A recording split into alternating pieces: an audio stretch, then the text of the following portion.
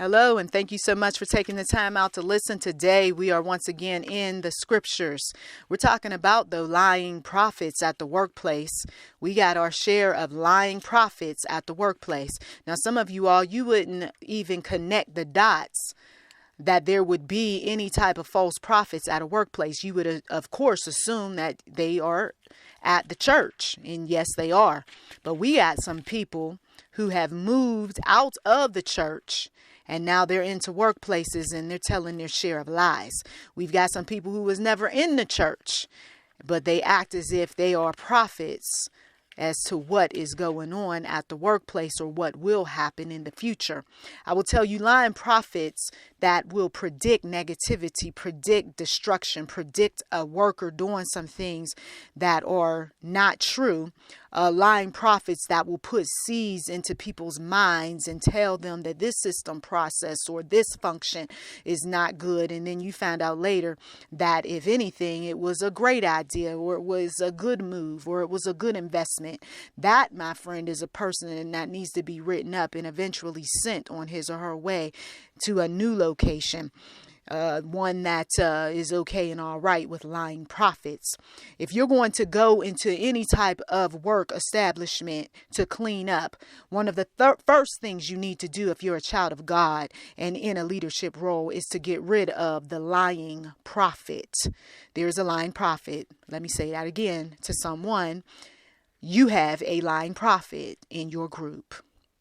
So while they like to look around at those of faith and they like to talk quite negatively about people of God, while they like to shun the church, you got a lying prophet that's the vice president, the supervisor, the manager, the leader, the assistant. You've got a lying prophet that's in your ear that's predicting things, once again, that have not come to pass and don't and will not come to pass. These are individuals who tend to say that they are believers just like you are. They may even have their share of crosses around. But I can tell you that Lucifer has his people who know how to pretend. Children of darkness know how to fake. People who are supposedly so nice, I hear that a lot, so nice are really nothing more than snakes. A long time ago, my grandmother said, you got to be careful, honey. There are going to be those who are backstabbers. There's going to be those who are snakes. There are going to be those jealous women. There's going to be haters because you've got a lot of education. You've got a lot of smarts about you. And I'm telling you that some of you all, that's what your issue is right now. So the lying prophet has to come up with something to keep people from honoring you, respecting you, people from listening to your suggestions and your ideas. And so I will tell you that being in the scriptures and praying to the one true God, I feel such a sense of peace.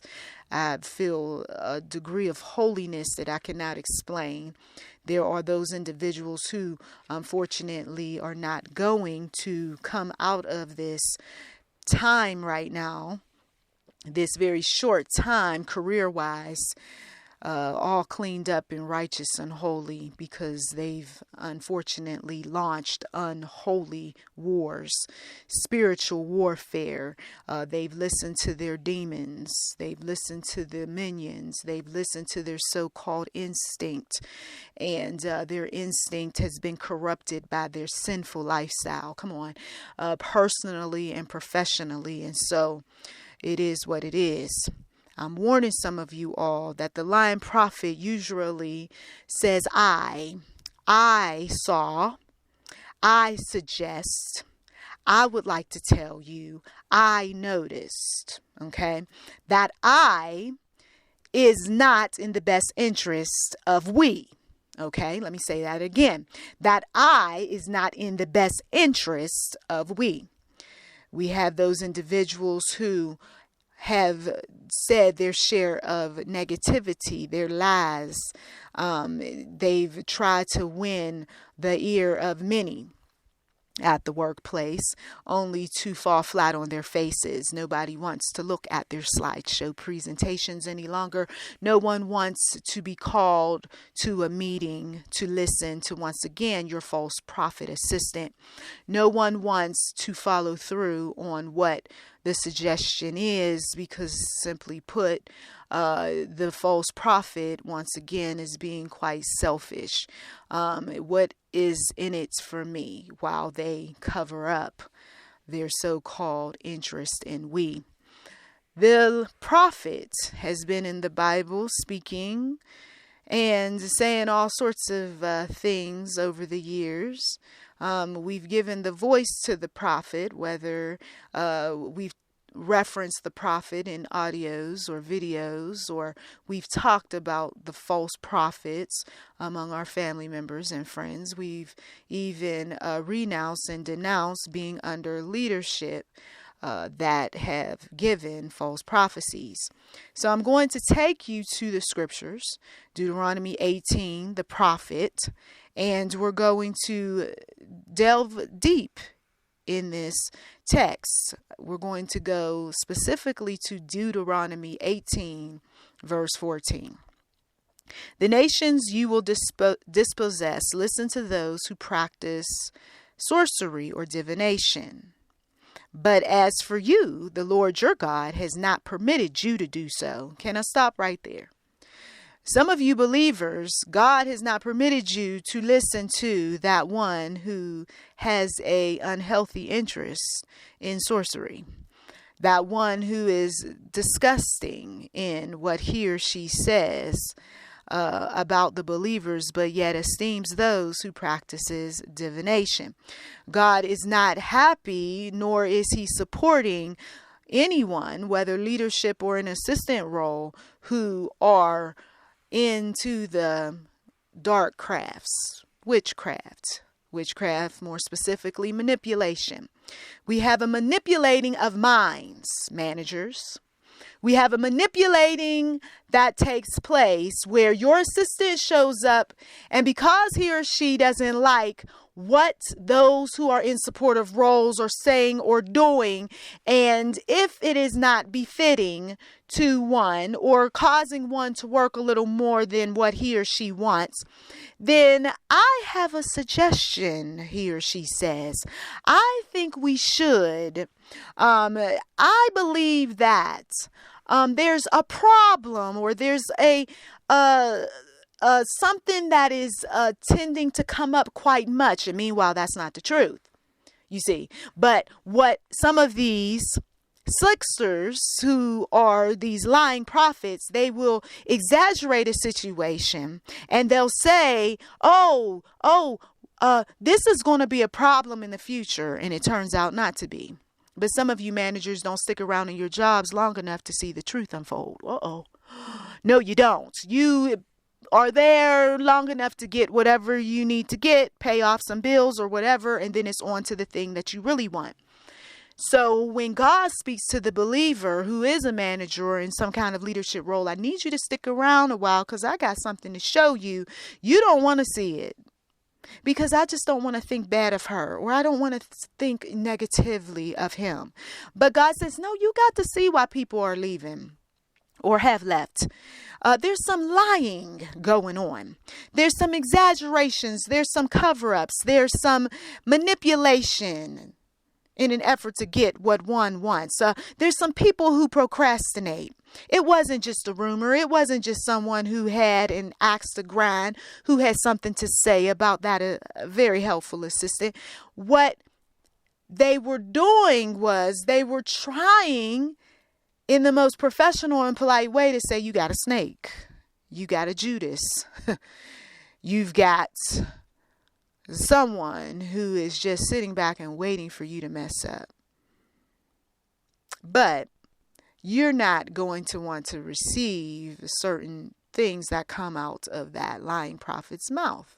So the lying prophet has to sugarcoat some things. The lying prophet has to tell you that what you see isn't really what you see, or what you heard isn't really what you heard. But, of course, do it cleverly so that you will take the bait. The mission isn't really about, for some people, the mission, these lying prophets, isn't about those people who are not in powerful roles. But if they have to step on them or do some things because they consider them to be a threat that are negative or harsh or just downright unfair, they'll do that to get to power. Oh, come on now. Some of you all know people like this. They want power. It's not even about the title so much as I want power. There's been people who dangled over my head all sorts of things. And so the person who's after a leadership role, they want power. And so they've got to come up with some false flags. They've got to come up with some lying about what really took place so that they look like they're the ones who fixed everything. They nitpick and they find fault with, and even though you thought the person was great and wonderful and a good worker, no, she has some flaws about her. She has some weaknesses. Oh, let me tell you what she did the other day, or let me tell you what I found. Oh, well then I guess she wouldn't make a good leader. No. You see. Oh, Lord Jesus. Good people are walking. I'm telling you right now, they're walking. Good people are not going to be able to take on leadership roles at establishments where snakes are. Unless, of course, God calls them to cut the snake off. Lord Jesus, I know at first some folks was like, what? If God calls you and others to cut the snake out, then you can take on positions that will blow people's minds. Lord Jesus, the Lord said to me, what they say is good. I will raise up for them a prophet like you from among their brothers. I will put my words in his mouth, and he will tell them everything I command him. If anyone does not listen to my words that the prophet speaks in my name, right? There are those righteous prophets, and you could very well be one of them, in an effort to cut the snake. I myself will call him to account. But a prophet who presumes to speak in my name anything I have not commanded him to say, or a prophet who speaks in the name of other gods, must be put to death. That's how Bible deals with it. Okay? Of course, Jesus came in the New Testament, and that is your go-to.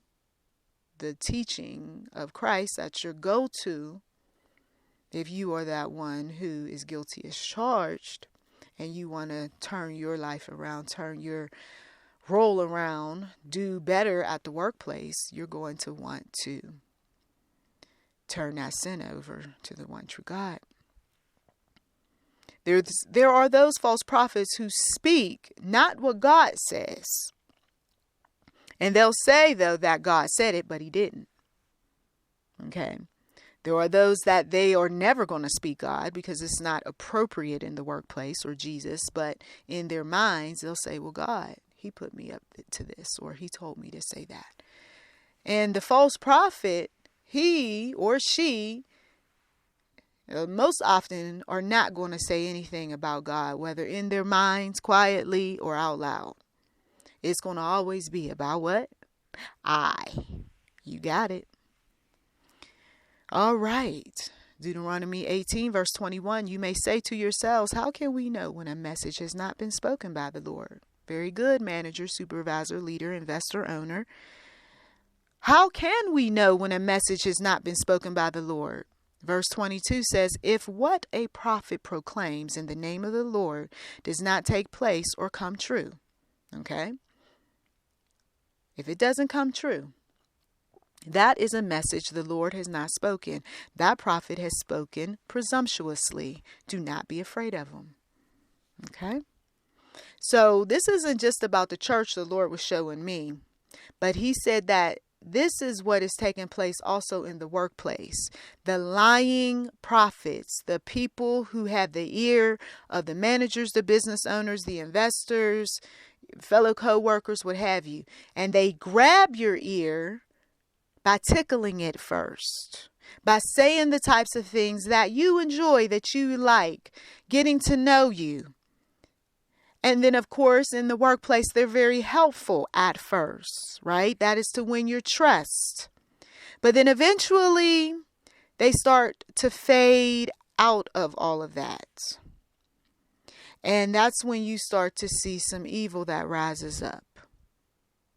Because they're upset that what they said, what they predicted, what they observed, what they lied on some folks and said is not true. It's not accurate.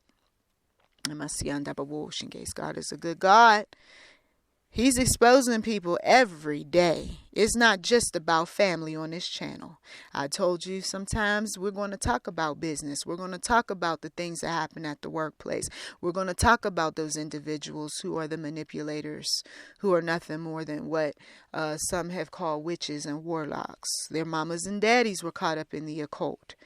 Okay, and for some, it was the grandsons and granddaughters who were exposed to the pride and the prejudice. And so these sorts of things show up. And when you don't have God, you get swept into mess. Mess that is very hard, very difficult, and takes so long to clean up. And for some people, they simply give up and they move on to another job. And they move on to the other job prematurely before they get to see what God is doing. All right. So take heed to that one that wants to keep talking about, like the little boy who cried wolf. Oh, wait a minute. Oh, there's a wolf. And then everybody runs and he's laughing. Or like that one who says, oh, all these bad things are going to happen if you let this person do this or let that person do that. Or the one who likes to break out the manual or the handbook or whatever at any given moment for someone else. But then when you break out that manual or that handbook and you tell them what they ought to do, they don't like it. When you take the same rules that they suggested and then you enforce them with that, or with the false prophet and all of what he or she is saying and doing, they're going to fight back. Because you see, it was supposed to be about what benefits me, right? Well, thank you, as always, for taking time out of your busy schedule to listen. You've been listening to YouTube in Enterprise 7. Feel free to like, subscribe, comment, and we do welcome giving on this channel, and thanks in advance. Blessings to you.